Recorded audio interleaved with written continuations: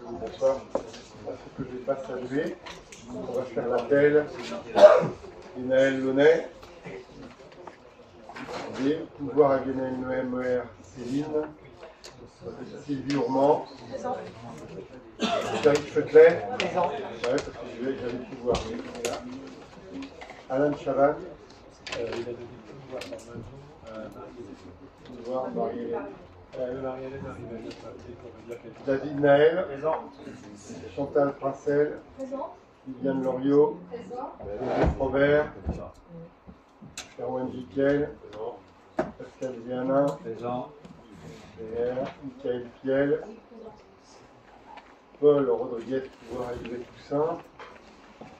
Yves Toussaint. Vincent Corée. Alexandre Métayer. David Coléo. Annie Sogor-Moutel, pouvoir à Michael Piel. Jacques Rocher, pouvoir à Thierry. Olève Thierry. Boulanger, Delphine Boulanger. Pouvoir pour. C'est un pouvoir? Oui. Pouvoir pour faire.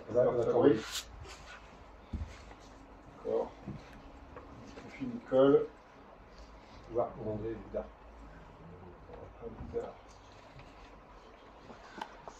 Fabrice Genouel. Oui.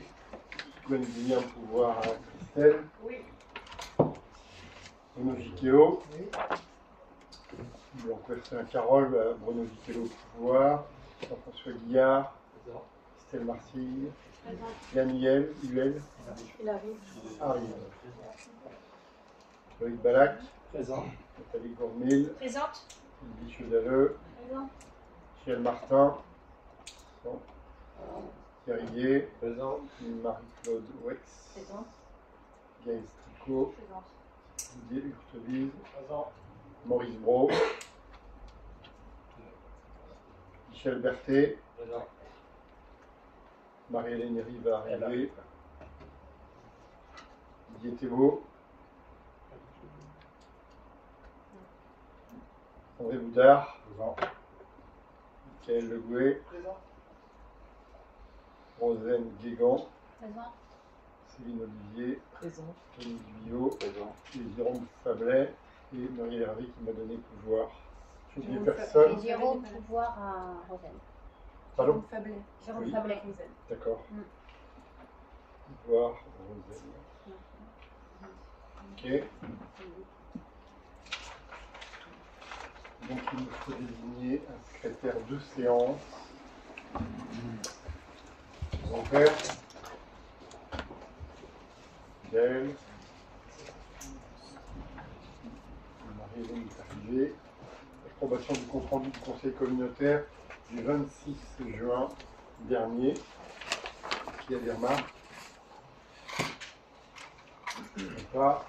C'est-à-dire qu'il est adopté. Compte rendu des décisions prises en bureau communautaire.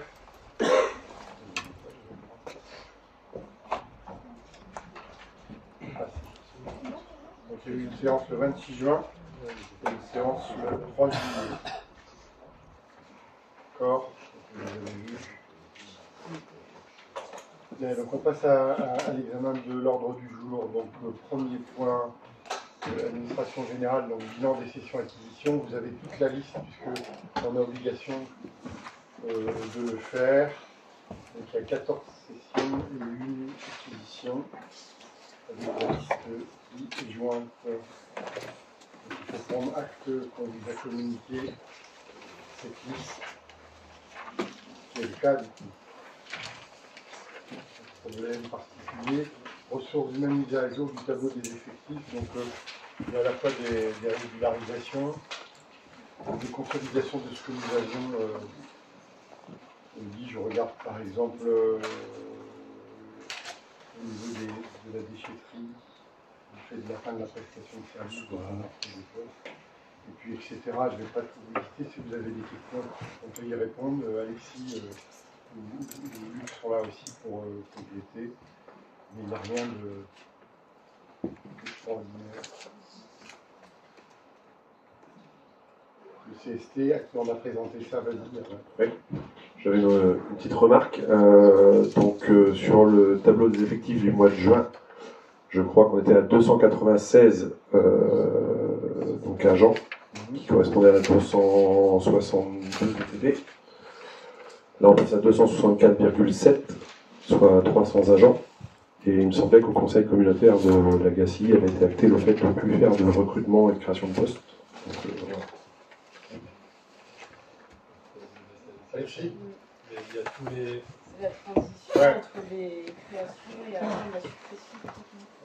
Oui, parce que si on parle effectivement du service d'échec qui n'évolue pas en ce moment, et après on a beaucoup de créations de postes. Alors attention, un poste créé n'est pas un poste pourvu, mais qui sont liés à la rentrée de septembre, où on a énormément de réorganisation, notamment dans le service jeunesse. Et très honnêtement, on attend d'avoir fini les recrutements avant de fermer d'autres postes, puisque on a un jeu de chaises musicales qui est en train de s'opérer en ce moment au sein du service jeunesse.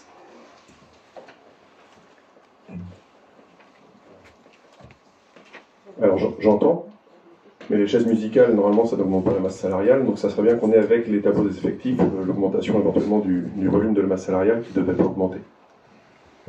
Il y a une augmentation mécanique quand même, hein. Je pense à la CNRACL, je pense à d'autres choses aussi.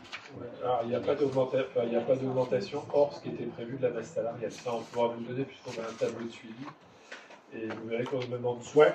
Des... J'ai un tableau, moi, tous les mois, que je regarde attentivement, et je fais une extrapolation jusqu'à la fin de l'année, à effectif égal ou en tenant compte des... Et on avait 500 000 € d'écart, positivement.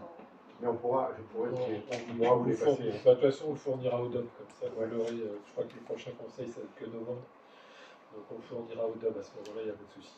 Mais oui, on est en dessous. Donc, sur ces réserves, il y a d'autres questions, peut-être. Sinon, je me vois qui est favorable. Abstention. 2. 5. Vous n'avez pas de pouvoir. Si, attends, 2, 3, 4, 1, 2, 3, 4, 5, 6, 7 abstentions. Les contre, pardon, ouais. D'accord. Ensuite, on a le rapport social unique là, c'est le point 3 qu'on doit produire chaque année qui concerne l'année 2024. La synthèse avait été adressée aux uns aux autres, Alexis. Vous l'avez, vous avez différents éléments de synthèse. Donc on l'a aussi, on en a discuté avec le CST. Et donc vous avez différents éléments, moi je ne vais pas tout reprendre, mais je considère que vous l'avez lu. Les effectifs, la répartition des agents par catégorie, il y a des choses intéressantes, la pyramide des actes, le mouvement. Ici, à la page 3, budget et rémunération, donc à la page 4, par rapport à ce que tu disais, donc, les charges de personnel représentent 38% à peu près du budget, les accidents du travail, l'emploi des personnes handicapées, les absences, etc. Donc, je ne sais pas si vous avez des questions.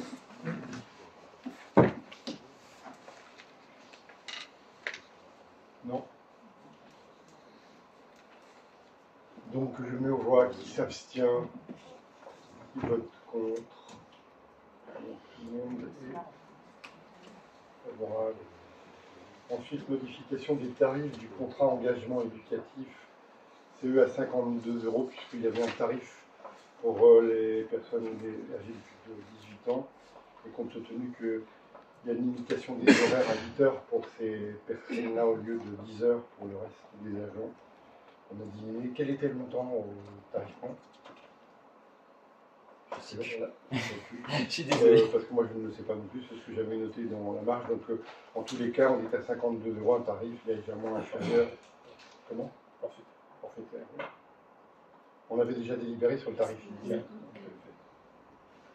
Pas de questions? Abstention, pas de vote contre. Merci. Alors ensuite, on a des ventes, des acquisitions.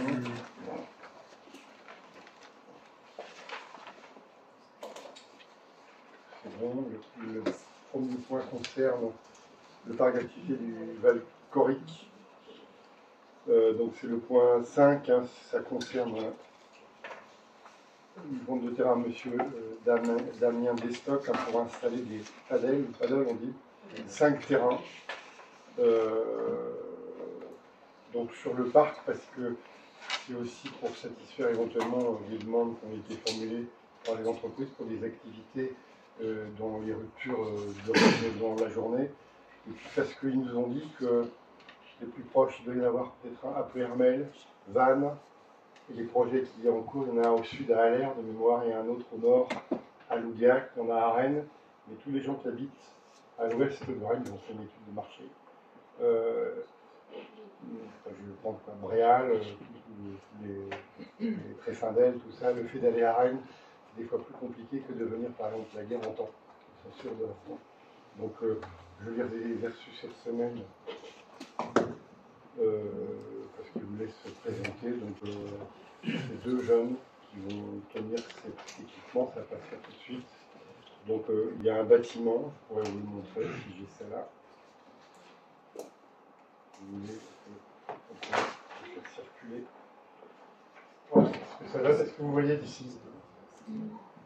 Bon, je vais l'afficher. On va l'afficher. Et donc avec des vestiaires et un club house et des douches naturellement. Donc c'est en bordure du parc, dans le cadre de la nouvelle voie qui va traverser le parc. Donc, je trouve que c'est un projet intéressant. C'est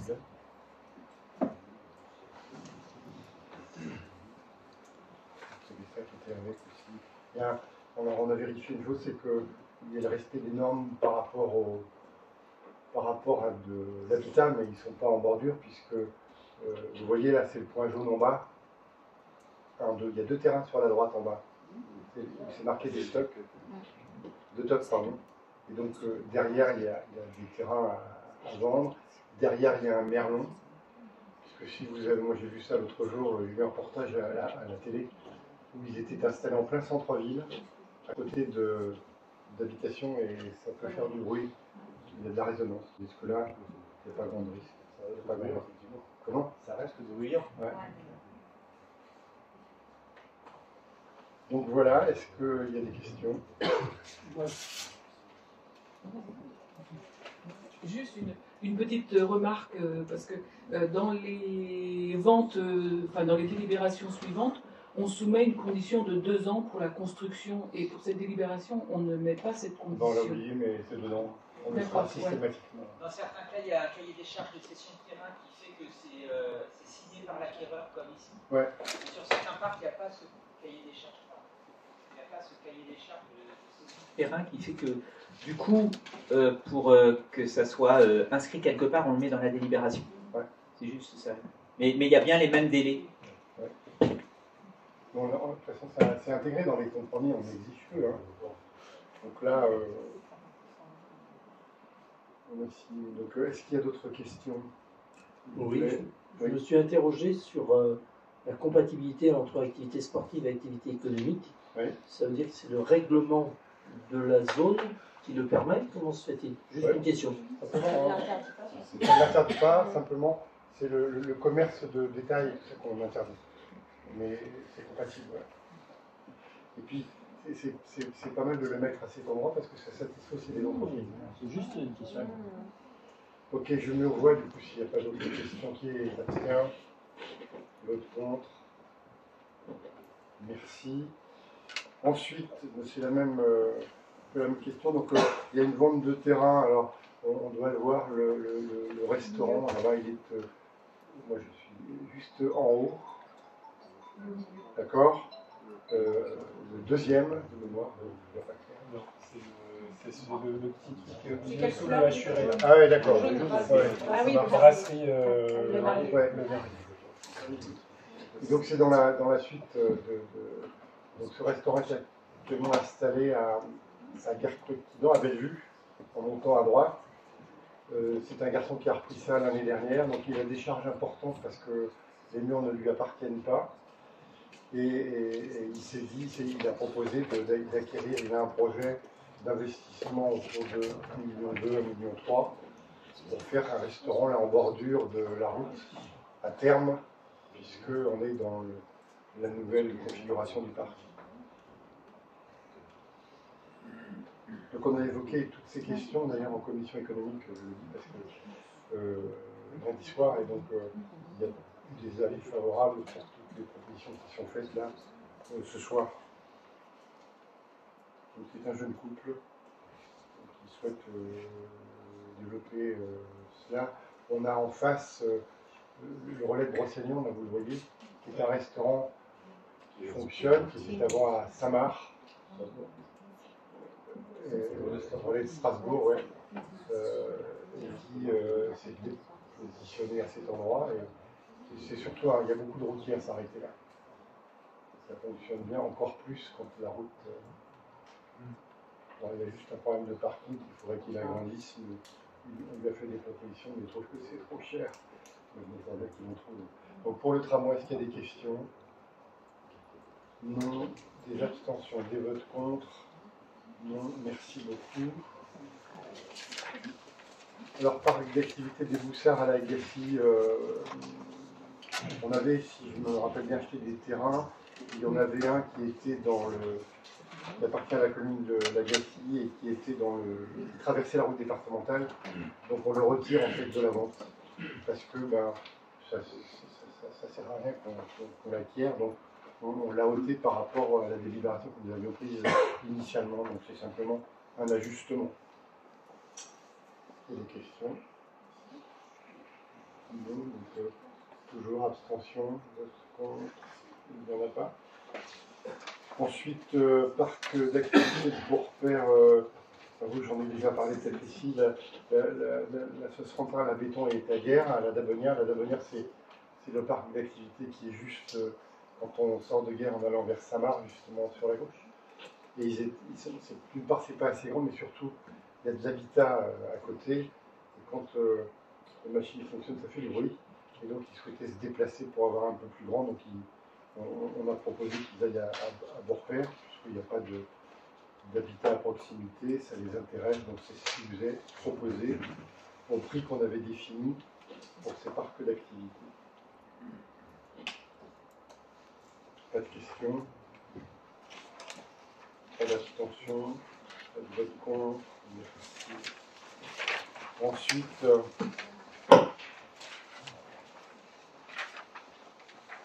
Ensuite, donc, Boîte Guignon, quand vous arrivez, vous connaissez, je le dis des fois, voilà, quand vous arrivez de Rennes, Rennes 24, donc là, ce qui est en rouge est la Rennes 24, vous montez vers le nord, c'est Guerre-Bellevue, le sud, Guerre-Sens, en bleu.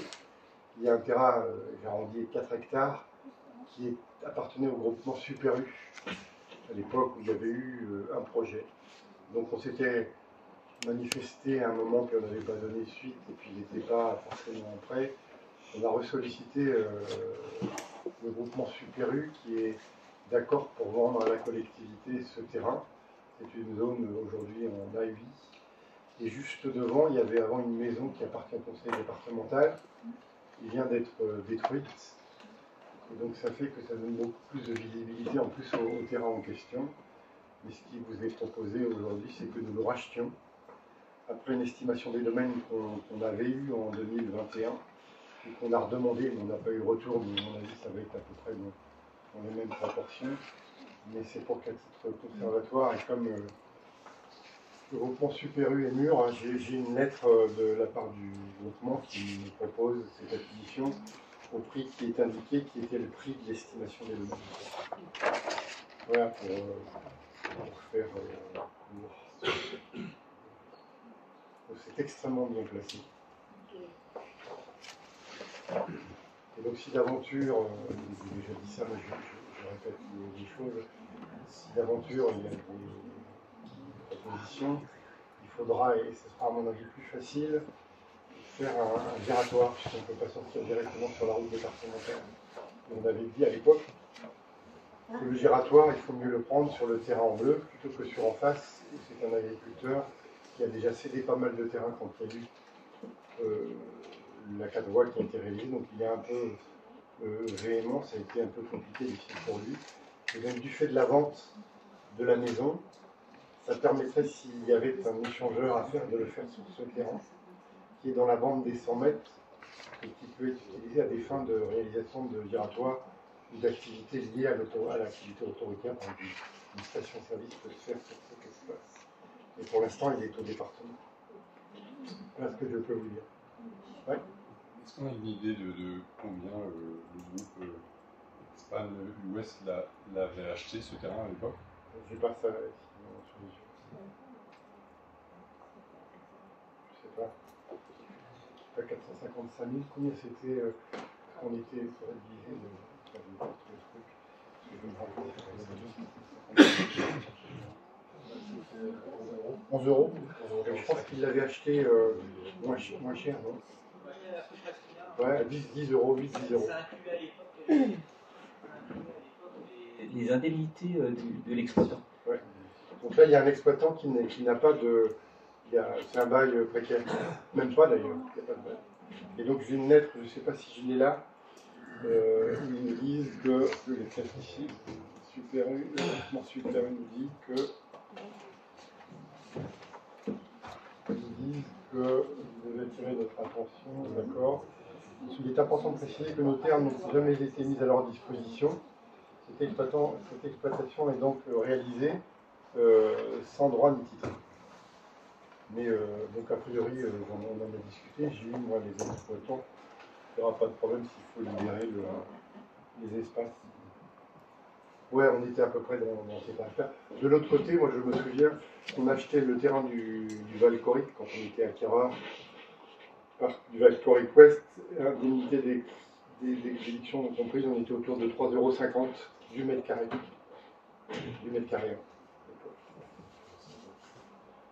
Par contre, il y avait des indemnités d'éviction qui étaient assez puissantes. Oui.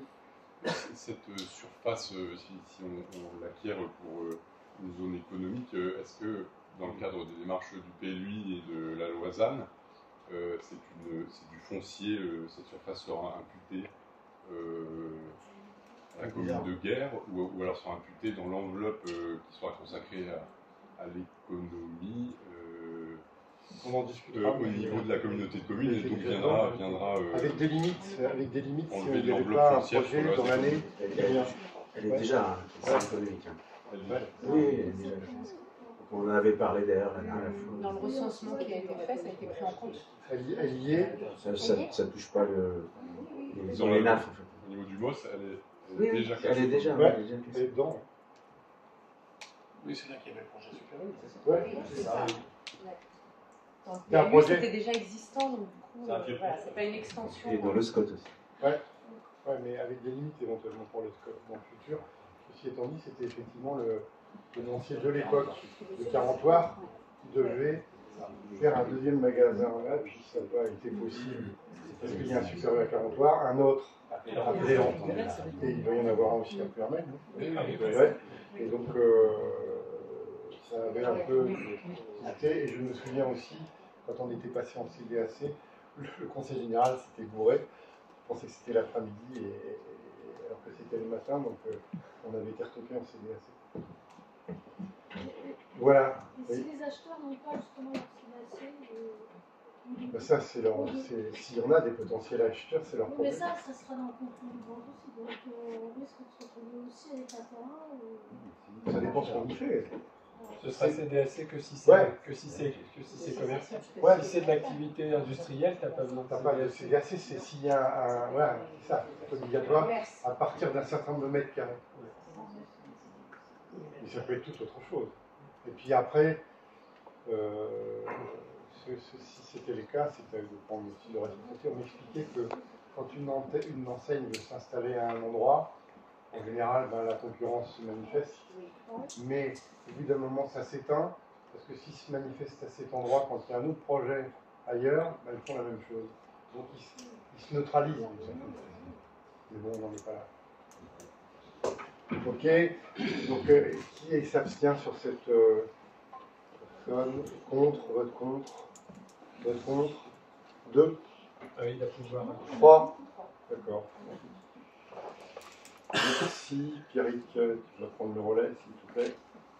Oui, donc à Bordeaux, concernant un contrat avec la région et la destination Brocéliande, comme avec les 10 autres destinations. Ce contrat était sur les années 2023, 2024, 2025. Et lors d'une conférence au Conseil régional, Anne Gallo avait proposé à tout le monde de décaler d'une année supplémentaire de façon à pouvoir finaliser l'ensemble des dossiers en cours. Il y a énormément de demandes et notamment d'établissements privés. Donc une fin en 2025, c'était un peu limite pour eux.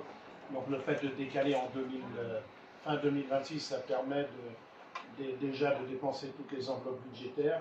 Et après, on a compris à demi-mot que, étant donné que les élections régionales sont en 2028, il y aura une année sabbatique en 2027 et après, il y aura sans doute un nouveau contrat qui sera proposé ultérieurement. Donc là, la volonté de ce bordereau, c'est de proroger d'une année le contrat avec nous en ce qui nous concerne la destination Brocéliande. Question? Je mets abstention, vote contre.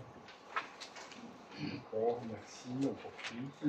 La délibération suivante, c'est une convention avec le conseil régional également, concernant la réserve naturelle de Monteneuf. On a eu dans un premier temps, avec la région, un contrat qu'on avait eu l'occasion d'aborder l'année dernière, d'une durée de 1 an. Et là, on a eu la visite d'ailleurs sur le site du président qui est venu, qui a trouvé que le travail était très très bien mené, que tout se passait bien. Et donc, lors de la commission permanente du mois de février, il a proposé de renouveler la convention avec OBC, mais cette fois-ci sur une durée de 9 années. Avec, bien entendu, dans cette convention, eh bien, des obligations de la région et de nous également, notamment d'organiser une réunion annuelle avec la région pour eh bien, partager avec eux l'évolution de la réserve et de montrer tout ce qui s'y passe. Et en échange, eh bien, la région, elle, nous propose une enveloppe budgétaire. Voilà. Il y a des questions? Je viens de recevoir un courrier qui nous disait qu'il nous a trouvé les 55 000 euros cette semaine de subvention. Ok, pas d'abstention, pas de vote contre. Merci. Marie-Hélène. Okay. Alors le premier, il s'agit d'une DM pour budget assainissement. Les montants inscrits pour comptabiliser les titres annulés sur les exercices antérieurs sont insuffisants. Donc il faut qu'on réaffecte des crédits non consommés sur le chapitre 65 au compte exactement 65,88 autres charges diverses de gestion courante pour un montant de 10 000 euros. Vers le chapitre 67, compte 673 titres annulés qui correspondent à des pénalités du SPANC qui ont été annulées. Cette DM ne modifie pas les passes budgétaires. Voilà ce que je peux en dire. Pareil, même question. Est-ce qu'il y a des questions? Non, abstention, vote contre, non plus. Merci. Ensuite, il s'agit de la première DM pour le budget mobilité. Pareil, au regard de l'exécution budgétaire en date de mi-septembre, donc les montants qui sont inscrits pour comptabiliser les cessions des vélos électriques sont insuffisants dans notre budget pour clôturer l'année. Donc il faut qu'on réaffecte des crédits non consommés sur le chapitre 20, immobilisation incorporelle, pour un montant total de 2 000 euros, au chapitre 40, opération d'ordre de transfert entre sections. Donc afin de comptabiliser la sortie du patrimoine des vélos achetés à l'issue de la location. Je laisse mettre en voix. Ouais. Une question? Non, abstention, vote contre. On poursuit. Sujet qui revient chaque année, l'adoption du FPIC. Donc, vous avez eu le tableau de répartition du fonds de péréquation des ressources intercommunales et communales, donc le PIC, qui reprend, comme chaque année pour la côté de communes et les communes, les montants de versement de droit commun et les répartitions dérogatoires. Donc, pour rappel, parce que c'est quand même, je pense, important là qu'on le sache et que nos concitoyens le sachent également, le montant à répartir cette année s'établit à 1 8 194 euros, donc pour 2025, contre, pour information, notamment aux journalistes, 1 054 314 € en 2024, 1 097 106 € pour 2023 et 1 150 157 € pour 2022. Ce qui fait qu'en 5 ans, nous avons diminué, nous avons perdu 13%, soit quand même le montant de 136 500 €. Nous devons faire des choses avec 136 500 €. C'est quasiment la moitié du budget de Saint-Malo-de-Bénion. Donc là, chaque année, il faut reparler du FPIC. Donc on a 3 possibilités, comme toujours. La répartition de droits communs, donc avec 419 198 € qui vont pour la communauté de communes et le solde pour les communes, selon le tableau que vous avez tous reçu. Soit une répartition dérogatoire, comme à chaque fois, donc de plus ou moins 30% vers le PCI ou vers les communes, ce qui monte à un montant maximal de 544 957 € pour la Comcom, ou montant minimal de 293 439 €, ou encore, troisième possibilité, une répartition libre qui nous revient de définir. Pour votre information, lors de la commission que nous avons eue le 8 septembre, commission mutualisation, finances et prospective, les élus présents ont souhaité maintenir la répartition du droit commun donc pour 2025. Voilà, Monsieur le Président, ce que je peux en dire. Donc il fallait que nous délibérions dans les 2 mois de la saisine par le préfet, 30 juillet, 30 août, 30 septembre. Donc c'est pourquoi on est à la mesure. Donc on va rester sur les mêmes dispositifs que l'année précédente, à savoir la répartition qui vous est proposée. Pas de questions. Abstention. Vote contre. Non plus, merci. Ok, ensuite il s'agit de sujets sur la commande publique. Donc nous avons, vous le savez tous, en gestion 3 déchetteries, Carentoir, Ruffiac et Serran. Depuis le 13 juin 2022, le broyage du bois et des végétaux et la gestion des végétaux de la déchetterie de Carentoir font l'objet d'un marché. Ceux-ci atteindront durant le dernier trimestre de cette année le montant maximal prévu dans les clauses contractuelles. Donc il nous faut procéder à une consultation d'entreprise pour plusieurs prestations à l'outil. Ainsi, le lot 1, la collecte et le traitement des végétaux en déchetterie de Ruffiac et Serran, avec un montant maximum pour la période 1 et la période 2 tel qu'indiqué dans vos documents. Le lot numéro 2, la collecte et le traitement des végétaux en déchetterie de Carentoir. Pareil, vous avez le montant maximum dans vos documents. Le lot numéro 3, la collecte et le traitement du bois de catégorie A et B en mélange en déchetterie de Ruffiac et Serran, avec les chiffres que vous avez. Le lot numéro 4, la collecte et le traitement du bois de catégorie A et B, pareil, en mélange en déchetterie, cette fois-ci de Carentoir. Et donc, on a un cahier des charges référencé M2515, et le montant prévisionnel maximum de la dépense s'élève à 705 000, euros TTC sur la durée totale du marché, avec une consultation formalisée par appel d'offres ouvert. Donc, comme d'habitude, avis d'appel à la concurrence au bulletin officiel, au journal officiel de l'Union européenne, et la mise en ligne du dossier sur notre profil acheteur via Megalis.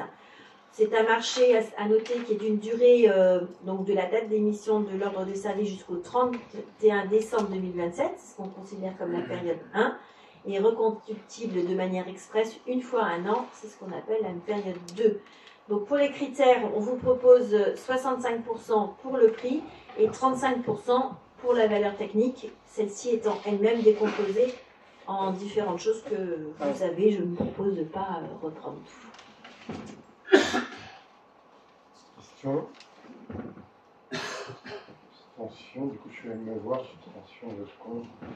Il n'y en a pas, tu peux poursuivre, Marie-Hélène. Bien, ensuite, c'est toujours la commande publique, transport à la demande et ligne de bus, un sujet important pour nos concitoyens.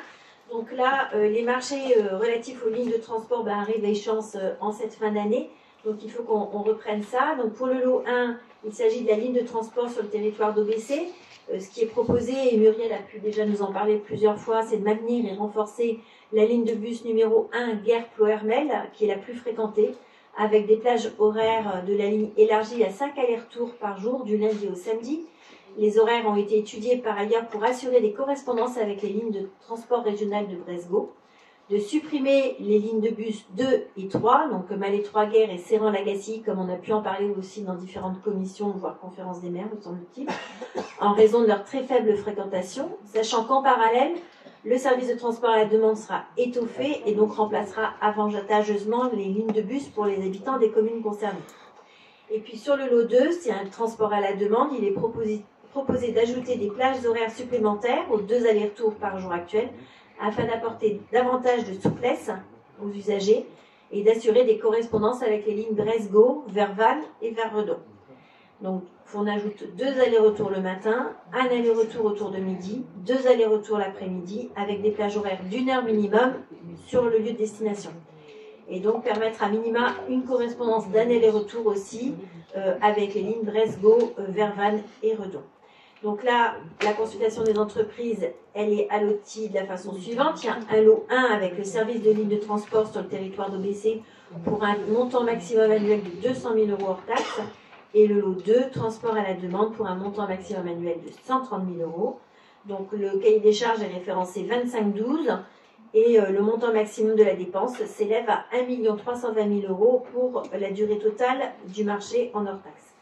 La consultation a lieu, comme à l'habitude, j'ai envie de dire, selon la procédure formalisée d'appel d'offres ouvert, telle que je l'ai décrite précédemment pour le lot, pour le point suivant, précédent, pardon, avec un marché d'une durée initiale d'1 an à compter de 1er janvier 2026, reconductible tacitement 3 fois 1 an, avec pour le lot 1 et pour le lot 2, les mêmes critères sur 60% pour le prix des prestations et 30% pour la valeur technique. Mais dans la valeur technique, là, il y a des petites différences, puisque pour le lot 1, on a les moyens humains et matériels liés à l'exécution du marché pour 20%. Il y a un petit bug qui s'est oublié.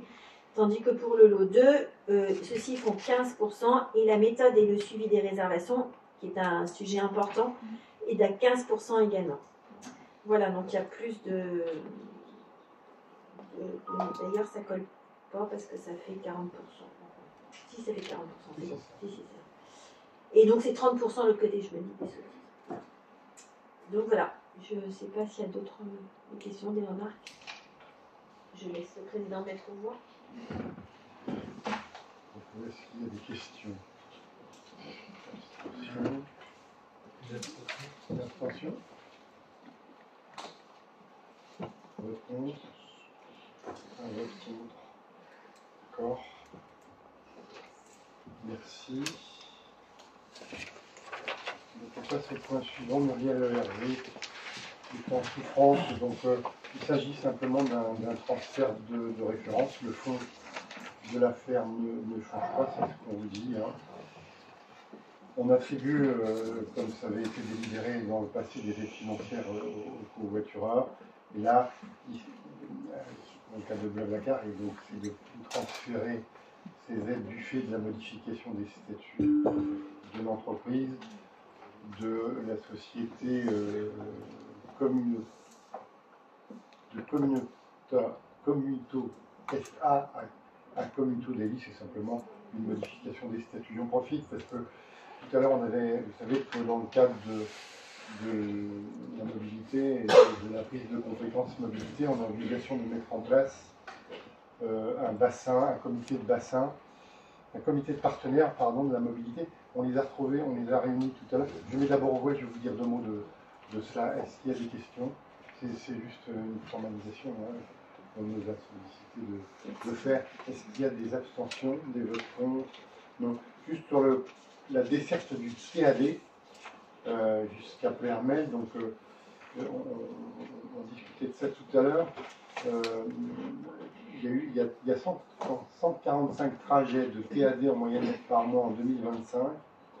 Il y a une augmentation de la fréquentation par 2 depuis par rapport à 2024. Et vous savez que le TAD donc, est ouvert à tous les jours. Et c'était à 20 km à partir du domicile qu'on a étendu, notamment, je me souviens, si tu étais intervenu là-dessus, à Plermel pour se rendre, si on est à Lisieux, c'est plus loin de 20 km. Pour aller à l'hôpital, du coup, il y a 3 points de desserte aussi à Plermel. Gare routière, hôpital, et place Lamennais. Et je regardais sur le covoiturage, j'avais un truc aussi là-dessus. C'est facile de retrouver, c'est ça. Donc, sur le covoiturage, hein, il y a eu un bilan d'expérimentation de fait avec la société dont je parlais tout à l'heure. Donc c'est gratuité pour les passagers, et puis nous on apporte une contribution financière, et les conducteurs aussi reçoivent une compensation en fonction de la distance qui va de 1,5 à 3 euros.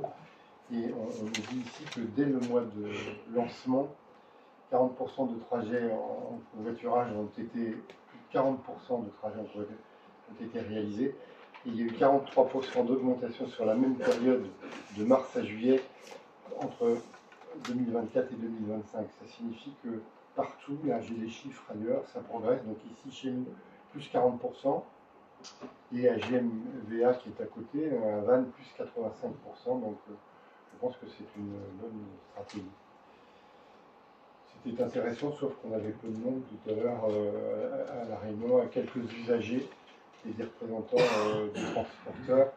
Je disais tout à l'heure aussi à mes collègues que donc il y a maintenant le versement de la mobilité rurale, hein, la VMRR régionale. Et donc jusqu'à présent, les employeurs payaient le versement de mobilité à hauteur de 0,40% de la masse salariale en plus de 11 salariés. J'avais indiqué ici que derrière, pour le versement de la mobilité régionale rurale, il y a un supplément qui, j'avais dit 0,15%, et en fait tout à l'heure en réunion, on nous a dit que c'était à la baisse, que ce serait 0,08. Et nous-mêmes, dans le cadre des comités de bassin là, qui vont être mis en place, on verse une contribution à hauteur de 0,15 € par habitant pour faire fonctionner le syndicat futur. Et dans le cadre de la collecte des 0,08, j'espère que je suis clair, donc il va y avoir une masse qui est autour de 40 millions que va percevoir la région. Elle devra redistribuer 10% de ces 40 millions aux EPCI qui sont adhérentes au syndicat.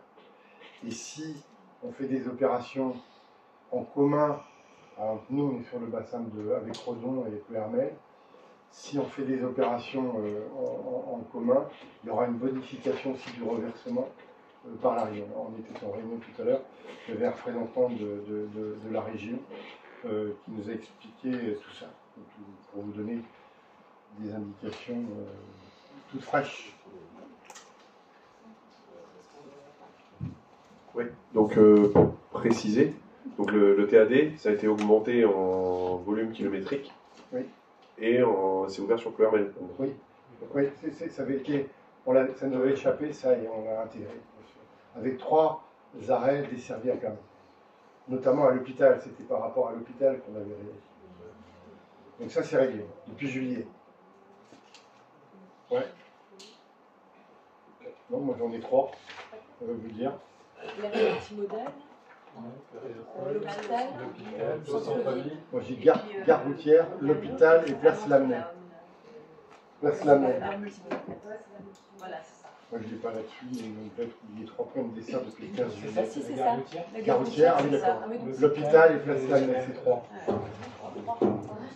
Ok, donc on propose. Ah oui. Alors je passe la parole à Christelle. Bonsoir à tous.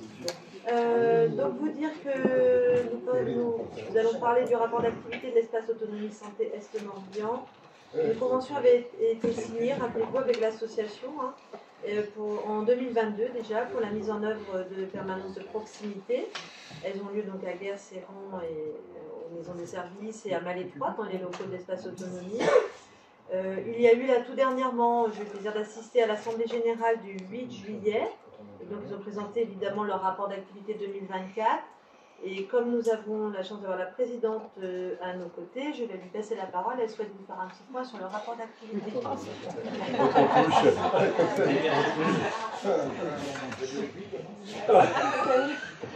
Non mais de toute façon, comme vous avez tous lu le rapport d'activité, non, juste peut-être dire qu'effectivement l'activité de l'espace autonomie DAC est en constante augmentation. Donc ça répond vraiment à des attentes. Ça répond aussi aux nouvelles attentes puisque voilà, depuis quelque temps déjà, on reçoit aussi toutes les personnes ou les aidants de personnes porteuses de handicap. Donc forcément, ça augmente aussi les situations et les accueils à faire. Et depuis peu aussi, on travaille aussi sur le répit des aidants. Puisqu'en fait, effectivement, il y a les personnes qui sont accompagnées, mais il y a les aidants, et du coup, c'est un dispositif départemental qui était départemental, mais qui donne des moyens désormais aux espaces autonomie pour s'occuper en local du répit des aidants. Donc ça nécessite aussi beaucoup d'accompagnement, et très souvent d'ailleurs, ce sont des entretiens qui durent très longtemps. Parce que voilà, les aidants en fait arrivent au bout et souvent d'ailleurs ils passent aussi de l'autre côté, c'est-à-dire qu'ils passent après en personnes qui sont accompagnées dans des parcours qui après peuvent être un peu complexes. Là, et effectivement, il y a aussi une nouvelle réforme qui est la mise en place du service public départemental de l'autonomie, SPDA. Alors le Morbihan a un vrai temps d'avance sur le déploiement de ce SPDA. Et du coup va s'appuyer sur les DAC Espace Autonomie Santé, puisqu'ils sont bien organisés sur l'ensemble du département du Morbihan. Et pour nous, sur notre territoire, comme nous avions initialement décidé de couvrir l'ensemble du territoire avec des antennes, et bien en fait on est déjà prêt en fait à déployer ce nouveau service public départemental de l'autonomie. Donc on a un temps d'avance, voilà. Et voilà, ça fonctionne vraiment très bien. On est aussi en discussion avec l'ARS pour revoir les moyens alloués, en fait, puisque au vu de l'activité croissante et au vu des ratios du nombre de personnes accompagnées par rapport aux autres DAC, on est sous-doté, en fait. Donc on est en négociation actuellement pour essayer d'avoir des moyens supplémentaires, et ce, sur la durée du contrat du CEPOM.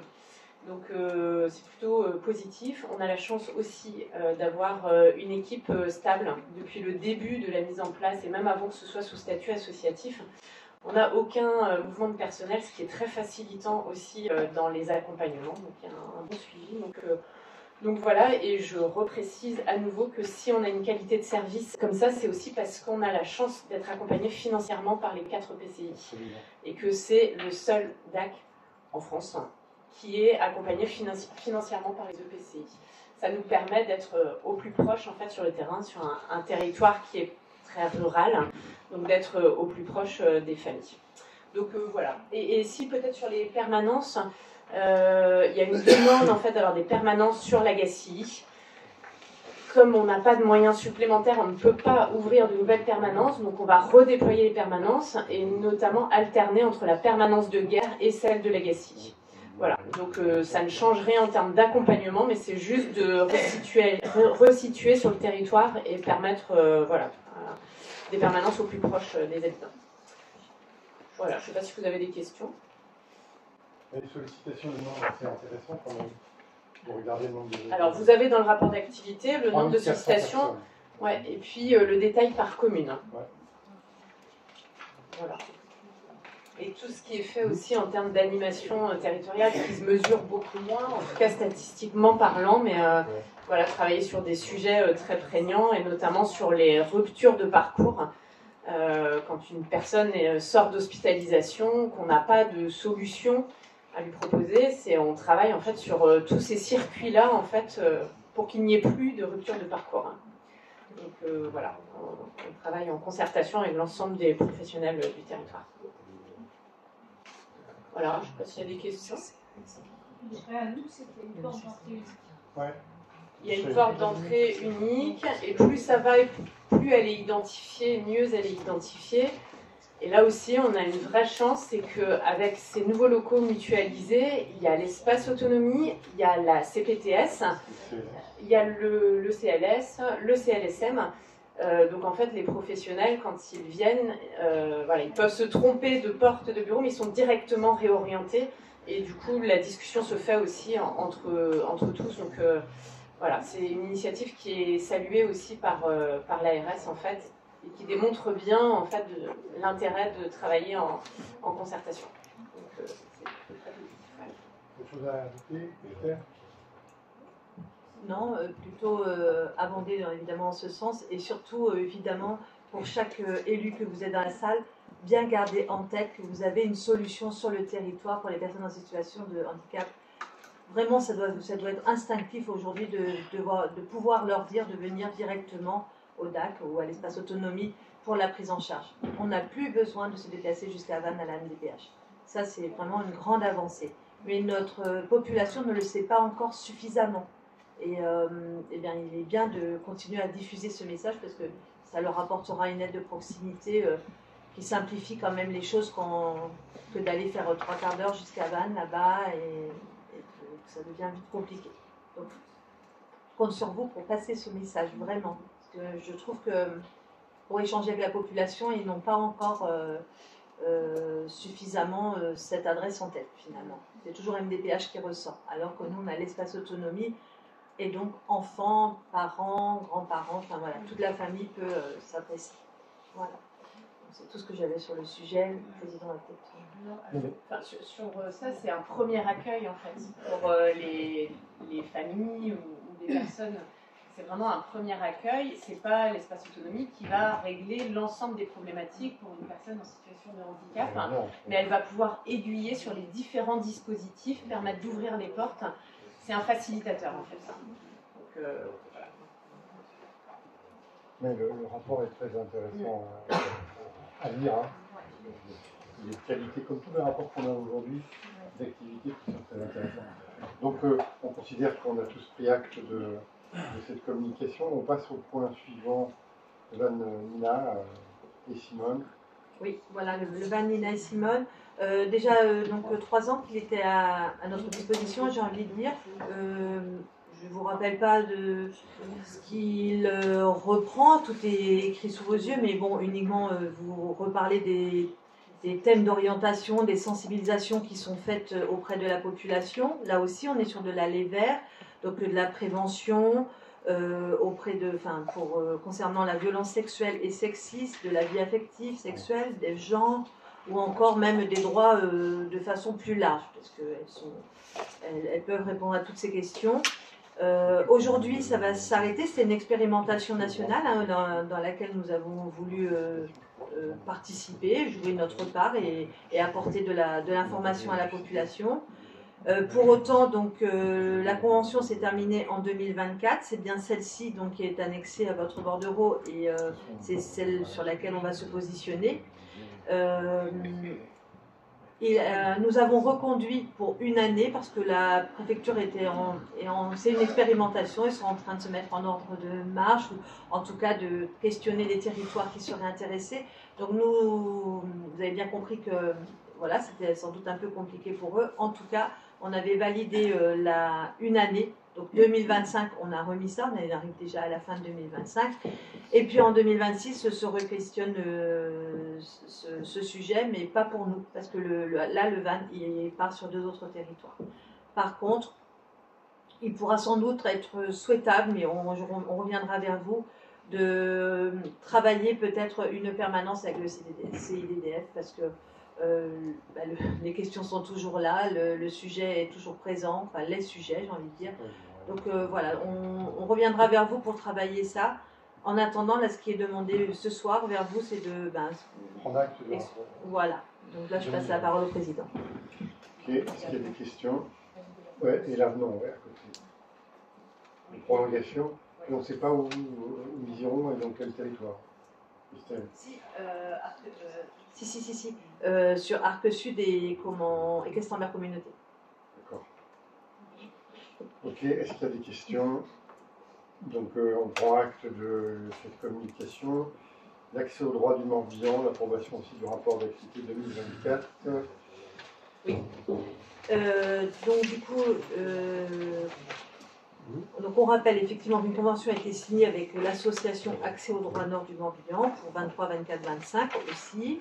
Donc là, on était là sur de la mise en œuvre de permanences juridiques généralistes de proximité, donc notamment à Guerre, à Serran, à la Gacilly, au sein des maisons de France Service et aussi au siège à Malétroit, c'était le cas depuis longtemps. La tarification financière, donc c'est un montant par habitant, on en a l'habitude avec plein d'autres associations, donc on est à 0,71 par habitant.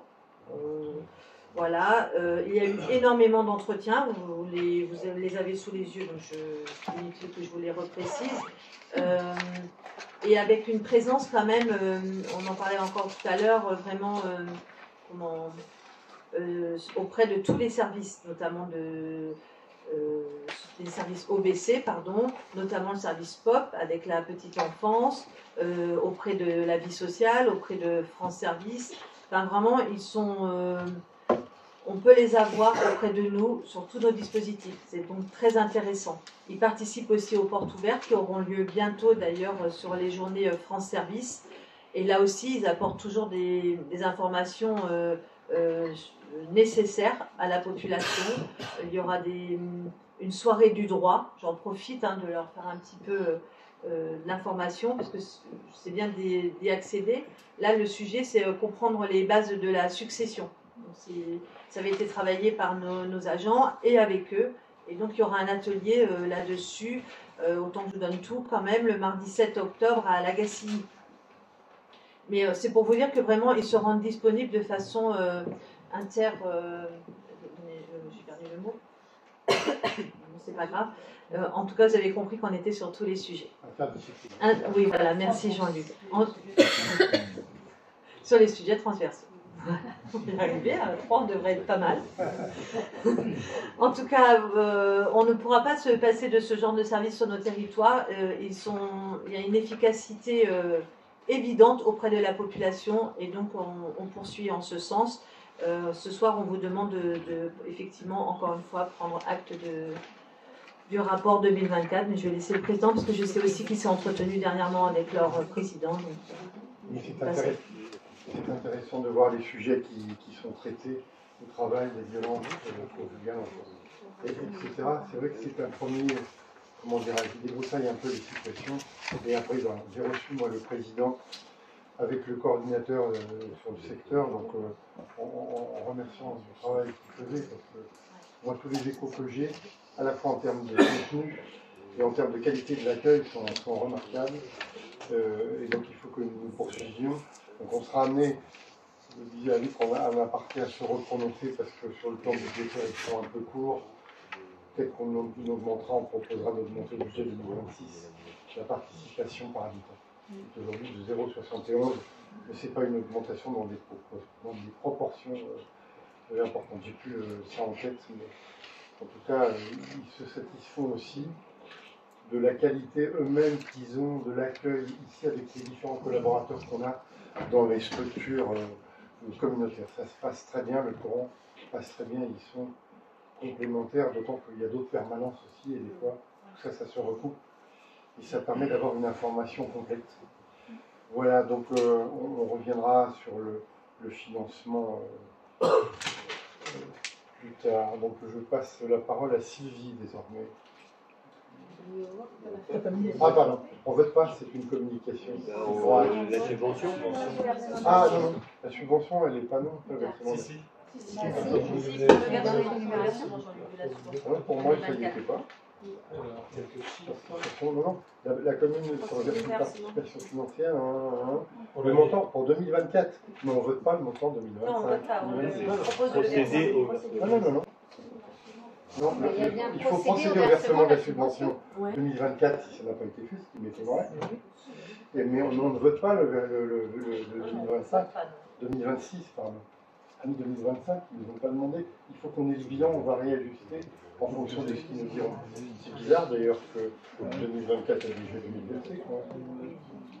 En tout cas, si ça n'est pas le cas, on est d'accord pour la participation de votre structure. Ok, je fais voter si vous voulez. Est-ce qu'il y a des abstentions, des votes contre? Non. Bon, c'est un service vraiment très intéressant. Au même titre que France Service. Hein. Oui, bien sûr. Mais bon, on se supplée à l'État là-dessus. Oui. Si je peux surtout leur dire merci parce que leurs rapports chaque année sont vraiment très exhaustifs et ils nous donnent plein d'informations. On a effectivement, comme tu l'as dit, de très bons rapports précédemment également pour Nina Simone ou pour le DAC, mais ça, chaque année, vraiment, ils nous donnent plein d'informations et on peut leur dire merci aussi pour ça, non seulement pour le service qu'ils apportent à la population, mais pour le rapport de qualité qu'ils nous procurent. Ok, donc on passe à toi. Donc, on va parler du relais petite enfance. Alors, juste pour rappel, le relais petite enfance, c'est l'entité, l'instance que les futurs parents du territoire vont voir pour trouver un mode d'accueil pour leur futur enfant. Donc, le relais petite enfance doit renouveler son projet de fonctionnement pour la période 2026-2030. Ce projet, il définit les axes et les méthodes de travail pour donc ces 4 ans à venir. Alors, on a constitué un groupe de travail que je remercie vraiment sincèrement, qui était constitué de membres de la commission service aux familles et puis des professionnels du relais, les 3 professionnels du relais petite enfance. On s'est réunis à plusieurs reprises. Et donc, ce projet, il décrit les objectifs décrit les objectifs, voilà, et il les décline. Alors, il y a 4 objectifs principaux. D'abord, informer et accompagner les familles en recherche d'un mode d'emploi, d'un mode d'accueil, pardon.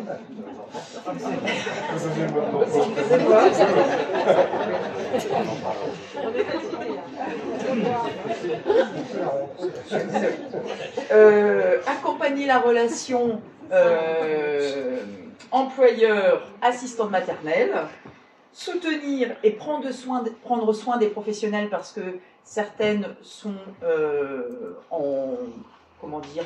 ne se sentent pas bien dans leur activité et donc il faut les soutenir en souffrance, exactement, à 2 c'est mieux, Christelle, et accompagner la sous-activité. Alors la sous-activité, vous avez pu constater dans le projet de fonctionnement que en 10 ans, on est à moins 30% de natalité sur le territoire. Moins 30%. C'est beaucoup. Depuis 2024, il y a une baisse des demandes. Ça se voit, nous on le voit en commission d'attribution des places en crèche. On voit bien, il reste bien sûr une liste d'attente, mais il y a moins de moi j'ai connu des listes d'attente où on était à 100 noms au début de la mandature en 2020. Là, maintenant, on est arrivé à une trentaine de noms en liste d'attente. Donc ça se réduit. Une particularité également, c'est que on constate, notamment chez nous, des parents qui habitent notre territoire, mais qui travaillent de plus en plus loin. On a des parents qui travaillent Sarzeau, Auray, et donc il faut trouver des assistantes maternelles avec des horaires atypiques. Et ça aussi, c'est un des objectifs qui est inscrit dans ce projet parce que c'est une composante à prendre en compte sur notre territoire. Voilà. Donc, ce projet, il est rédigé, il doit être envoyé à la CAF avant le 29 septembre pour une validation par le conseil d'administration ou son instance délégataire, afin de pouvoir bénéficier de la prestation de service de la branche famille, bien évidemment, et du bonus mission renforcée. Voilà. Donc, Monsieur le Président, à moins qu'il y ait des questions. Voilà, s'il y a des questions. C'est un portrait intéressant aussi. Oui, c'est un beau travail. Ouais, très complet. Pas de questions. Donc, pour acte qu'il a été communiqué. Ensuite, je passe la parole à Bruno.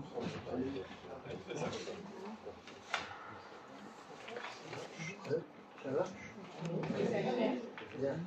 Donc voilà pour la prolongation de la durée de l'actuelle convention cadre avec l'établissement public foncier de Bretagne.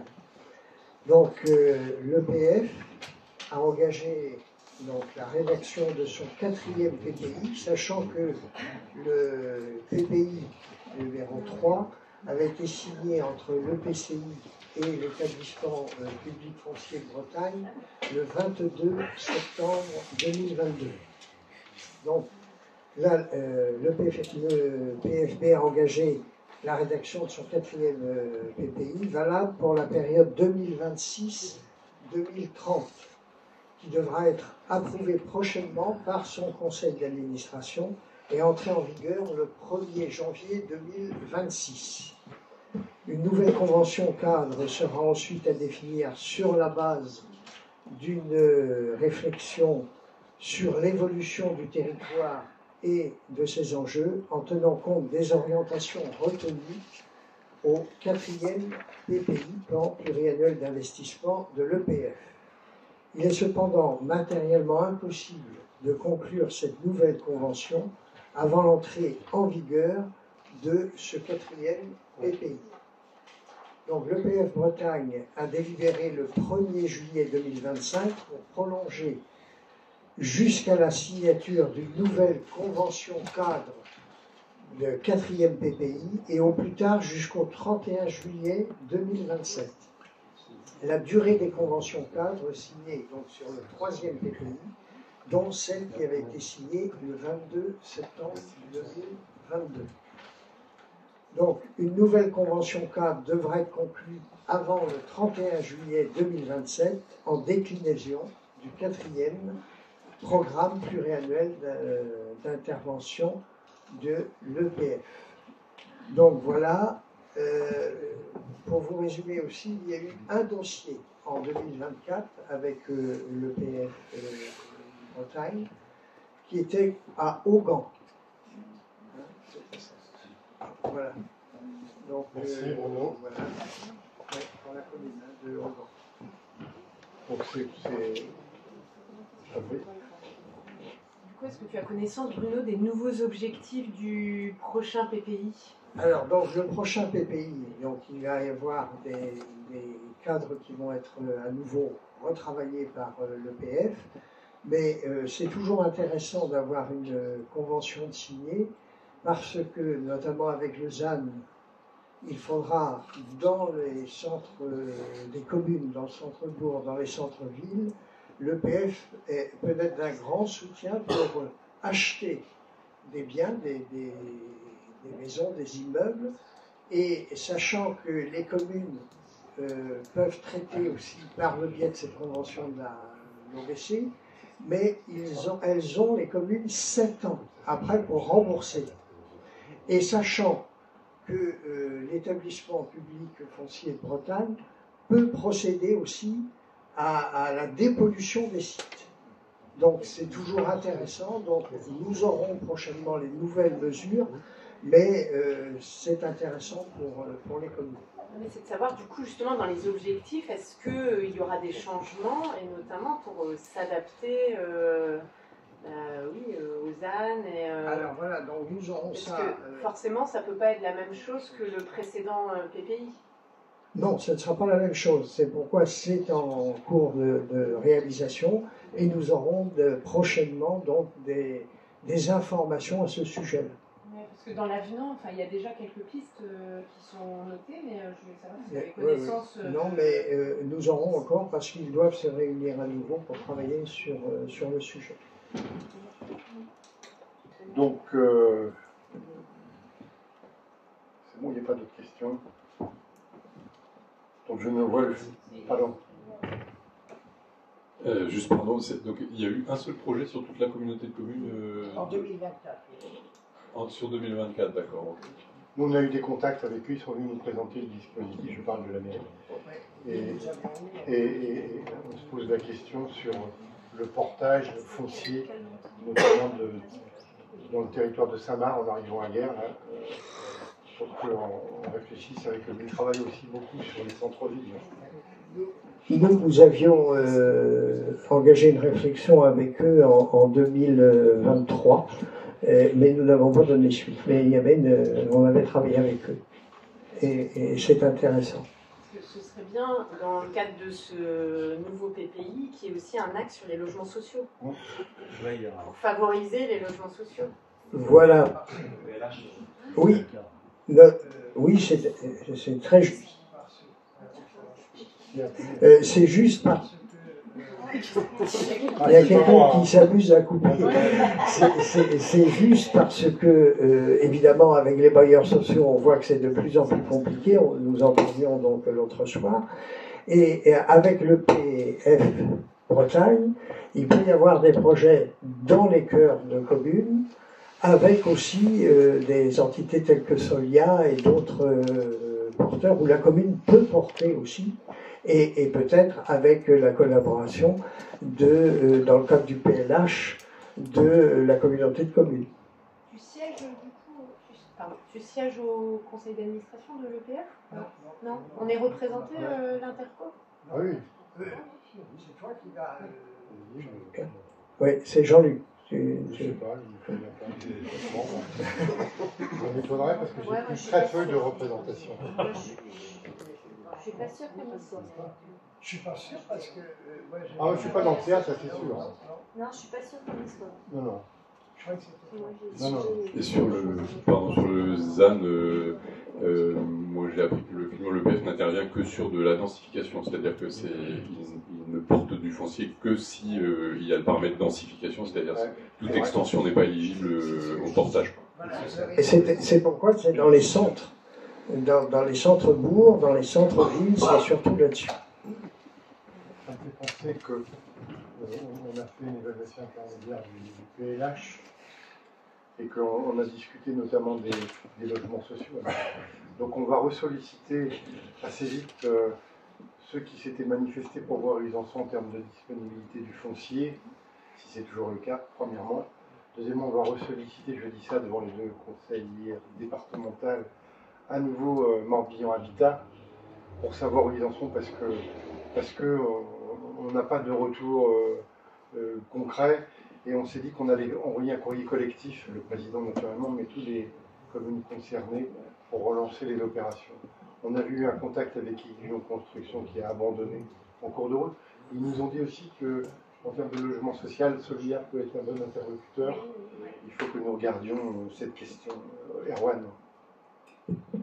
Oui. Quand tu parles d'un courrier commun, il me semble que ça a déjà été fait au début de mandature. Commun, non, je ne pense pas. Non. Moi, j'avais fait pour le collectif. Mais là, on veut impliquer directement les maires à nos côtés pour que ce soit encore plus pertinent. Marie-Hélène. Sur Morbihan Habitat, ben là, j'aurais bien aimé savoir avant, parce que je me serais remis dans le dossier, ce qui n'est pas le cas là tout de suite. Je sais que Thierry a écrit récemment, donc un rendez-vous est prévu. Pour le reste, nous avons à passer un marché à bon de commande. Là, je parle en tant que vice-présidente de Morbihan Habitat plutôt qu'en tant que conseillère départementale, même si les deux sont liés. Et donc, il y a des choses qui peuvent se faire, mais la réalité, c'est que le reste à charge est quand même extrêmement important aujourd'hui. Alors, depuis déjà un bon moment, enfin moi, depuis que je suis à Morbihan Habitat, ça l'est. Il était très important au départ et il continue à l'être. Dans d'autres intercommunalités ou agglomérations, il y a une aide des intercommunalités, voire des communes. D'ailleurs, ça a été le cas aussi à Vannes. Je vous ai envoyé tous les éléments d'ailleurs, puisque dans le cadre du PLH, Karine Auguste avait demandé aux différentes communes des éléments. Moi, je trouvais que c'était plus simple de demander directement à Morbihan Habitat, donc je vous avais mis... je vous avais tous écrit aussi pour vous donner les éléments, parce que je sais qu'on en avait parlé avec Didier notamment sur Saint-Congar qui souhaitait faire quelque chose qui me semble très intéressant. La réalité, c'est que au niveau de la demande de logement, il y a 0 demande pour Saint-Congar. Donc Morbihan Habitat va pas faire 10 logements dans une commune où il y a absolument aucune demande. J'ai rien contre Saint-Congar, je veux pas mettre Saint-Congar en espace. Le sujet était vraiment intéressant. Je veux montrer qu'on a une différence en fait entre notre perception de maire et d'élus, et j'en fais partie, et la réalité des demandes, d'une part. Ensuite, la problématique du reste à charge, qui est quand même extrêmement important. C'est pas ce que je dis. Ce que je dis, c'est qu'on n'a pas de travail en commun. On a l'impression d'être dans la nature et que personne ne vient en soutien quand on sollicite les uns et les autres. Ou alors, ça traîne. Parce que ça fait un moment qu'on est sur ce dossier. C'est ça le problème. C'est pas tant les financements que la volonté d'aboutir, y compris en milieu rural. Parce que pour le littoral, à mon avis, il y a moins de problèmes. Là, je suis d'accord. C'est surtout, à mon avis, voilà ce qui a dû se passer et ce qui se passe. C'est-à-dire quand il y a eu cette concentration vers ce rapprochement pour créer Morbihan Habitat, je pense qu'ils vont beaucoup plus sur des bassins de vie tels que l'Orient, Vannes, enfin toute la côte. Et nous, évidemment, c'est plus compliqué parce que le directeur de Morbihan Habitat, lorsqu'il était venu à Rufiac, nous avons eu une réunion, et à Guerre aussi ensuite. Donc, il avait dit, sur le programme multisite que nous proposions, il nous avait dit pas moins de 10 logements. Bon. Et maintenant, dans certains cas, ça descend à 7, 6, 7 logements. Ouais, donc, ils ont revu, ça serait... Vas-y, Effectivement, ils ont revu, ça serait 6 ou 7 logements maintenant par commune éventuellement. Voilà, donc... Dixit, M. Lopez, de chez Armorique Habitat. Ouais, mais enfin, ils ont chacun des arguments. Enfin, les arguments échangent tout le temps. Attends. Chacun son tour. Ouais, parce que nous, à Saint-Conguer, c'est 17. Même micro. Nous, c'est 17 logements, dont 3 qui peuvent être mis à la vente. Donc, on coche toutes les cases. C'est sûr qu'évidemment, des gens qui cherchent des logements sociaux vont pas demander à Saint-Conguer, puisqu'il n'y en a pas. Ils vont, bah oui, forcément, ils vont demander ailleurs. Par contre, tout ce que je sais, c'est qu'on a 7 logements communaux. Il n'y a même plus besoin de mettre d'annonce. Dès qu'il y en a qui se libèrent, on a déjà des gens qui s'adressent à la commune. Donc c'est pas un problème pour trouver des gens qui veulent habiter à Saint-Conguer en location. Pour celles et ceux qui ont participé aux copies de PLH mardi soir, il nous a été rappelé qu'au moment où on a écrit le PLH, on attribuait 4 logements sociaux pour 5 demandes. 5 ans après, on attribue un logement pour 10 demandes. Donc la demande est là, Marie-Hélène. On ne peut pas dire qu'il n'y a pas... Comment ? On ne peut pas la regarder par commune. Mais non. De toute façon, c'est à l'ensemble d'un territoire. Et là, les chiffres, c'est bien. Mais bien sûr. Nous, pour 40 j'ai eu la même chose. On me disait qu'il n'y avait pas de demande de logements sociaux. Alors, je ne sais pas pourquoi on nous disait ça. Mais aujourd'hui, voilà, nous, il y a un logement qui s'est libéré il n'y a pas longtemps. Morbihan Habitat a fait une cale rapidement. Il y avait 15 demandes dessus. On a un classeur à la mairie, plus les demandes en ligne. Enfin, il y a un sujet. Nous, alors, on a 2 bailleurs sociaux, 3. Solia, Morbihan Habitat et Néotoa. J'en parlais à la commission PLH l'autre jour. Effectivement, Néotoa a pris le... Enfin, prend la main sur la frontière. Plus la main. Alors on est en frontière 35, hein, Néotoa c'est d'ailleurs il est palais, mais oui. C'est pas nouveau, hein, la Gessie, elle a moitié de son parc à une époque. Les Fougerets, qui je me rappelle. En 2035 déjà, c'est plein de rues. Si je peux, effectivement, pour 40 heures, c'est sûr qu'il la demande. Aujourd'hui, il y a quand même des constructions qui vont se faire et qui se font surtout avec des promoteurs, en fait, sur lesquels on prend un certain nombre de logements parce que on n'a pas assez d'équipes non plus pour suivre l'ensemble des demandes sur tout le Morbihan. Alors après, pour répondre à, effectivement, ça se fait plus sur Vannes et sur Lorient. Je ne vais pas dire le contraire, c'est quelque chose sur lequel tous ceux qui sont au conseil d'administration et au bureau savent bien, j'interviens. Après, la différence, c'est que Vannes Agglomération et Lorient Agglomération mettent beaucoup d'argent aussi pour qu'il y ait des choses qui se fassent. Et par contre, oui, on a aussi des dispositifs d'aide, hein, Marie-Hélène, dans le PLH. Hein. Oui, c'est ce que j'allais dire. Oui, je sais bien. Et on pense augmenter ces dispositifs. Et sachant aussi, il faut prendre en compte que déjà depuis quelques années, depuis la réalisation du PLH, les bailleurs ont vendu aussi des logements. Hein, donc ça fait beaucoup moins de logements et on n'a pas en compensation de construction. Et là, c'est là le problème aussi pour les années à venir.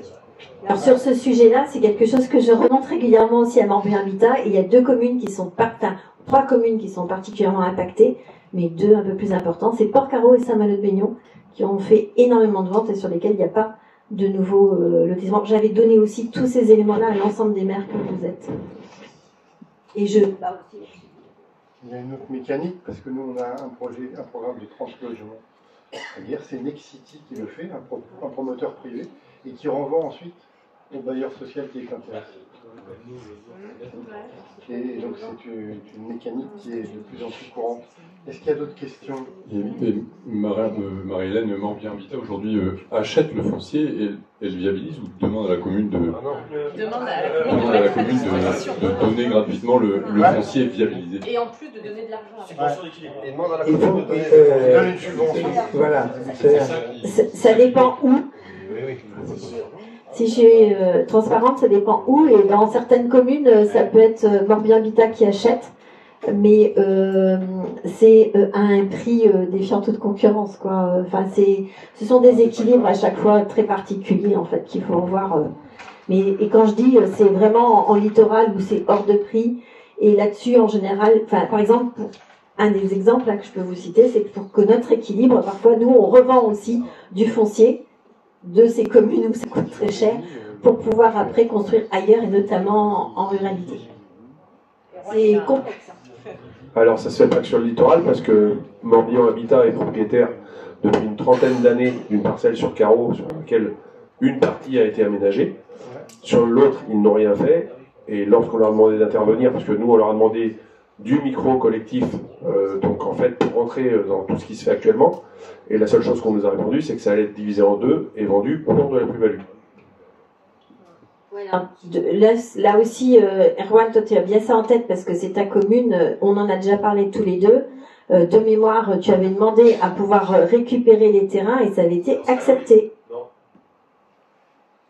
Bon, vous discuterez de ça entre vous. Vous discuterez de ça entre vous. On a tous besoin de logement.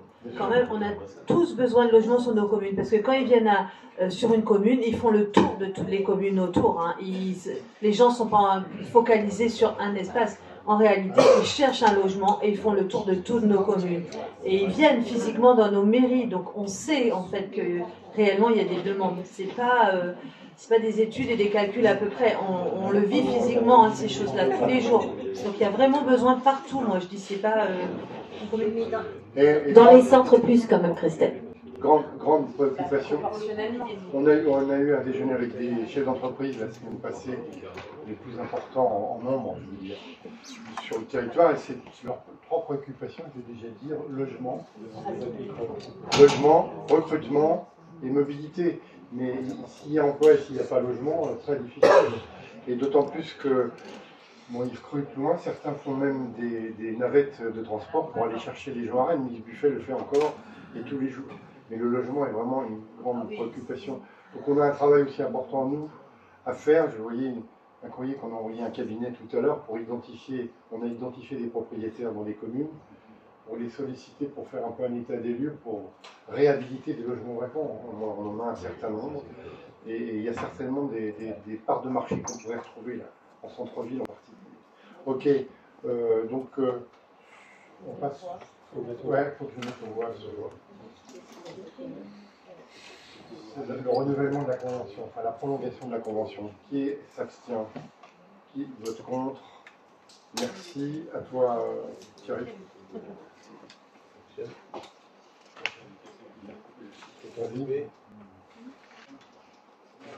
C'est normal, tu n'appuies pas sur le bon bouton. Ok, parfait, merci. Donc les deux points qui suivent donc, concernent donc, le service déchets. Donc le premier point, donc, c'est de passer une convention donc, pour la collecte et valorisation donc, des batteries de cycle en déchetterie. Vous avez ce petit dossier en annexe 13. Donc je vous propose donc, dans le cadre du Code de l'environnement, d'approuver une convention avec l'entreprise 40 watts cycle qui est basée à Guerre pour la collecte de batteries issues des vélos, trottinettes, scooters électriques et petits équipements sur les déchetteries donc, de Serran, Ruffiac et Carentoir. Et donc ce à compter du 1er juillet, donc c'est déjà en place, jusqu'au 30 juin 2026 et renouvelable éventuellement tous les ans. Donc voilà, c'est uniquement une convention, c'est dans le cadre du TER, donc territoire économe en ressources, qu'on a donc à passer cette convention, si vous êtes d'accord, bien sûr, en sachant que, comme je vous l'ai dit, donc ils ont déjà commencé donc, effectivement à collecter donc, depuis le mois de juillet. Donc c'est plus, je dirais, une régularisation. Voilà. Mais avec une entreprise de proximité. Avec une entreprise de proximité. Bah, je sais pas, oui, certainement. Moi, je suis allé les voir la semaine prochaine, mais vraiment, ils font un travail remarquable et avec un processus qui va venir d'industrialisation de la réparation des batteries. C'est vraiment... Ils vendent aussi des vélos, c'est de la pub, et ils les réparent. Okay. Donc, qui est favorable à la convention? Je vais vous faire lever la main. Favorable. Est-ce qu'il y a des abstentions? Vote contre? Non. 2. 1, 2, 3. Tu votes contre? Pour. Ah, pour! Ouais, non, je suis pour. Et toi, derrière? Joseph? Abstention? 1. Contre, il n'y en a pas. Merci. Dernier point. Et donc le deuxième point, c'est élargissement donc, de la filière article de bricolage et de jardin.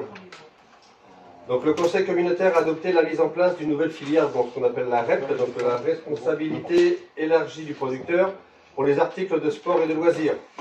Donc Éco-Maison, donc, qui était l'organisme agréé, et un autre éco-organisme, donc Valobat, a été agréé. Il est donc obligatoire d'intégrer cet organisme à notre contrat actuel, ainsi que de renouveler notre délibération et de renouveler la signature de notre contrat. Donc c'est uniquement Valobat qui ira en plus des commaisons. Qu'est-ce qu'il en est de la REP pour les entreprises et les matériaux de construction? Apparemment, il y avait une étude qui était en cours. Et il y a une réunion prévue courant novembre à ce sujet. Tu seras certainement invité. Ok, donc c'est bon, hein, sur l'invité. Comment la séance est parfaite. Super. Est-ce qu'il y a des gens contre? Abstention. Donc, merci. Donc on a épuisé l'ordre du jour. Est-ce qu'il y a d'autres questions générales que vous souhaitez évoquer? Oui, il y a une question, Jean-Luc. Oh, pardon, Guénel. Vas-y, Guénel. Vas-y, Christelle. Merci, Guénel, pour la politesse. Je voulais poser la question à Bruno parce que j'ai eu l'information, mais je voudrais, un, que vérifier si elle est juste, et deux, s'il est encore temps de bouger les lignes ou pas. Je suis très inquiète parce que j'ai appris par hasard hier, donc c'est très récent, je n'ai même pas pris le temps encore de te contacter, le départ du centre médico-psychologique du CMP de Malétroit. Et là, je me dis que c'est juste impossible, tellement ils rendent des services de proximité. Ça serait une catastrophe. Et à un moment où on parle de santé mentale, où on est sur le sujet tous les jours, on a besoin de cet espace. Est-ce que c'est vrai ou est-ce que... de quoi as-tu connaissance? Donc, moi, je n'ai pas connaissance personnellement, personne ne m'a prévenu, mais je crois que ça fait partie des restructurations, puisque ça dépend de l'EPSM de Saint-Avé, et je pense qu'il va aller vers Pleuhermel, puisque il faut... Et ce n'est peut-être qu'un début, parce que Pleuhermel est en grande difficulté, et je pense qu'il faudra combler le plateau, qui est quand même assez important, et il faudra être très très très prudent, à mon sens, dans les années à venir, sur d'éventuels départs vers d'autres points, puisque ça fait partie du TS4, ça fait partie du secteur de santé numéro 4, et le secteur de santé numéro 4 va encore certainement être vu dans les prochains mois et les prochaines années, puisque il y aura des restructurations. Et donc, je l'ai appris aussi récemment, donc je vais me rapprocher de Couturier, qui est le directeur général du GHVA et du TS4. Oui, mais c'est quand même Couturier, le grand patron de tout ça. Hein. Donc, comme je dois le voir bientôt au conseil d'administration de l'EHPAD de Malétroit, je lui en toucherai deux mots. Est-ce que c'est leur bâtiment, là? Ils sont dans leur bâtiment ou dans les vôtres, en l'occurrence? C'est chez eux, c'est à l'EPSM, ça? Enfin, c'est inadmissible, quoi. C'est pas possible qu'on laisse faire ça. Enfin, moi, vraiment, ça me révolte. Hein. Parce qu'il y a beaucoup de gens qui vont encore rester sur le côté et qui pourront pas aller avoir les soins dont ils ont besoin. Et là, c'est catastrophique. Hein. Donc, je vais voir ça très rapidement avec lui. On verra comment ça a été organisé et pourquoi. Alors, moi je suis particulièrement contrariée aussi, d'autant plus qu'on a mis en place un conseil local en santé mentale sur le territoire et que c'est un espace de concertation entre les élus et justement la psychiatrie publique, qu'on fait tout pour mettre en place des actions en faveur de la santé mentale, et on apprend du coup par hasard voilà, qu'il va y avoir une fermeture. Alors certes on reste sur le même territoire, mais c'est pas du tout la même chose, la question de la proximité n'est pas du tout la même. Donc, voilà, je suis d'accord. Le CNSM va aussi contacter, parce que c'est davantage M. Roux, directeur de l'EPSM, que M. Couturier. Oui, mais le patron de tout ça, c'est Philippe Couturier, qui est le directeur général du GHVA. C'est le PSM qui a le point, et en direct avec l'ARS d'ailleurs. Moi je me souviens que le PSM a des liens aussi avec le département, normalement. Et donc il faut aussi mettre tous ces gens-là dans la boucle. Voilà, et est-ce que justement, et vous auriez dû être consulté avant, au moins être avec... Au moins être informé. Voilà, on ne peut pas travailler sur la santé mentale si on ne se concerte pas justement sur ce genre de fermeture, de déplacement de service. Quoi. Donc, je vais aussi contacter M. Roux. Et l'ARS, non, c'est l'ARS. Oui. Autre question? Moi, je voulais remercier la communauté de communes de la part des Auganaises et des Auganais pour l'amélioration du transport en commun entre Guerre et Pleurmel. Parce que voilà, c'est un vrai service, passer de 2 allers-retours par jour à 5 allers-retours, voilà, ça rend un vrai service à la population auganaise. Donc voilà, merci à la communauté de communes. On a rééquilibré parce qu'on a supprimé les 2 outils en plus. Oui. On a renforcé, j'ai dit tout à l'heure, le TADV. Et on en a discuté aussi avec Pleurmel. Et ce sera l'objectif des comités de bassin pour sortir un peu du périmètre des territoires communautaires, pour discuter sur des lignes transversales. Oui, autre chose? Et j'avais un deuxième point, c'est que sur la délibération on a décidé d'acheter le bois guignon, là. Moi j'ai vérifié sur le MOS, on est bien sur de la terre agricole, hein, donc c'est 4 hectares qui aujourd'hui ont un statut de terre agricole. Non, plutôt non. Écoute, enfin, moi j'ai le MOS. Non. Dis ton avis, j'en suis convaincu. Après, qu'il soit dans le PLU de Guerre, effectivement, sans doute, mais c'est. Les terres ont un statut de terre agricole aujourd'hui. Donc c'est bien 4 hectares qui sont imputés soit à l'enveloppe du ZAN de Guerre dans le cadre du PLU ou à l'enveloppe PLU si on veut s'en PLU. Ça a été rentré dans l'enveloppe sur laquelle nous avons travaillé collectivement sur la partie économique. Ouais. Ah d'accord. C'est ça. Autre chose? Oui, juste aussi remercier Comcom. On a une journée aujourd'hui, ouais, c'est la soirée. Attendez, on va voir. Ah, attention, c'est pas ce que je veux dire, ça se trouve. Parce que ça peut être merci, mais. Rassure-toi. Non, on a eu une journée aujourd'hui avec Ecofinance là, sur les bases fiscales et tout ça. Alors c'était hard. On a sorti de là un petit peu la tête bien farcie. Mais en tout cas, je préfère Jojo, mais c'était on a un nouveau logiciel qui est assez magique. Et donc, ça a été facile. Et voilà, enfin nous, G43, on avait beaucoup à y gagner. Je trouve que ce nouveau logiciel nous permettra de repérer plus facilement. On parlait des logements vacants tout à l'heure ou des changements de catégorie en CCID pour nos futures réunions annuelles. Et donc franchement, la mutualisation et la commande qui a été faite par OBC au niveau du cabinet Ecofinance, je pense nous permettra de retrouver des ressources fiscales qui nous échappent depuis maintenant plusieurs années. On peut avoir besoin dans les années à venir. Merci, c'est parfait. S'il y en a d'autres qui veulent se rallier, pas de problème. Est-ce qu'il y a d'autres questions? Non, donc je vais vous donner les dates prochaines. Donc on voit les maires, on a invité le préfet à nous rencontrer le 2 octobre prochain. Donc on lui a envoyé les questions que l'on nous a fait remonter. Donc rendez-vous ici à 10h30 où on discutera avec lui jusqu'à midi. Ensuite on aura un moment convivial ensemble. Je demandais à Luc donc le débat d'orientation budgétaire le 27 novembre et le vote du budget le 18 décembre.